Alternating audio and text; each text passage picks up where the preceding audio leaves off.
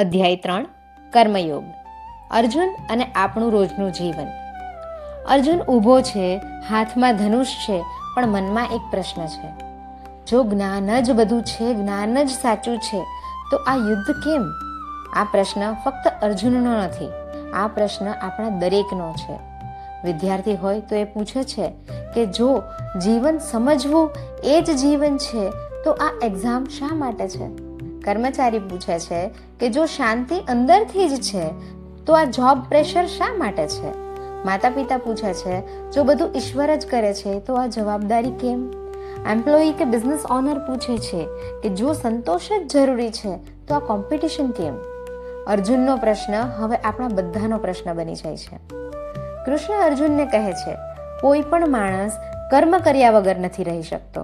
કામ ન કરવું એ મુક્તિ નથી, એ પણ એક પ્રકારનું કર્મ છે. કૃષ્ણ સ્પષ્ટ કરે છે, કામ કરો પણ પોતાને પરિણામ સાથે બાંધી ન રાખો. જ્યારે કામ નામ માટે થાય છે, લાભ માટે થાય છે, ડર માટે થાય છે, ત્યારે ભાર બને છે. પણ જ્યારે કામ ફરજ તરીકે થાય છે, સેવા તરીકે થાય છે, ત્યારે જ એ સાધના બને છે. કૃષ્ણ અર્જુનને યાદ અપાવે છે, તું ક્ષત્રિય છે, લડવું તારા ધર્મમાં છે. આ જ ભાષામાં વિદ્યાર્થી માટે શીખવું એ એનો ધર્મ છે, કર્મચારી માટે ઈમાનદારી એનો ધર્મ છે, માતા પિતા માટે પાલન એમનો ધર્મ છે, અને વ્યવસાયી માટે ન્યાય એમનો ધર્મ છે. તો તમારો જે રોલ છે એ બદલો નહીં, રોલને ફક્ત શુદ્ધ કરો. યોગ એટલે કે સંતુલન. હવે કૃષ્ણ કહે છે, યોગ એટલે જીવનને છોડવું નહીં, યોગ એટલે જીવનમાં રહીને અંદરથી તૂટવું નહીં, એ યોગ છે. કામ કરો પણ અહંકાર વગર કરો.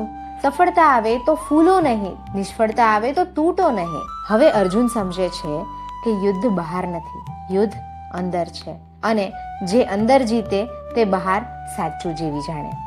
અધ્યાય 3 કોઈને કહેતો નથી કે બધું છોડો, એ કહે છે જ્યાં છો ત્યાંથી સાચું કામ શરૂ કરો. ભગવદ્ ગીતા કહે છે, કર્મને છોડવાથી નહીં, કર્મને સમજવાથી મુક્તિ મળે છે. અધ્યાય 3 અહીં પૂરો થાય છે. અર્જુન હવે ભાગતો નથી, એ કામને સ્વીકારે છે, પણ અંદર એક નવો પ્રશ્ન ઊભો થાય છે. જો કર્મ એટલે કે એક્શન જ રસ્તો છે, જો કામ છોડવું એ સોલ્યુશન નથી, તો કામ સાચું કેવી રીતે કરવું? ડર વગર, અહંકાર વગર અને થાક્યા વગર કઈ રીતે કરવું? અર્જુન કૃષ્ણને પૂછે છે, તમે જે કહો છો કર્મયોગ, એ હું રોજિંદા જીવનમાં સમજીશ કેવી રીતે? અહીં કૃષ્ણ એક વાત સ્પષ્ટ કરે છે, કર્મ શીખવાય નહીં, કર્મ સમજાય, અને એ જ સમજ નોલેજ વગર નથી આવતી.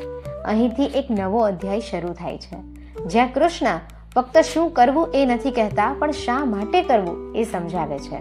કર્મ હવે મજબૂરી નથી, એ સમજદારી બને છે.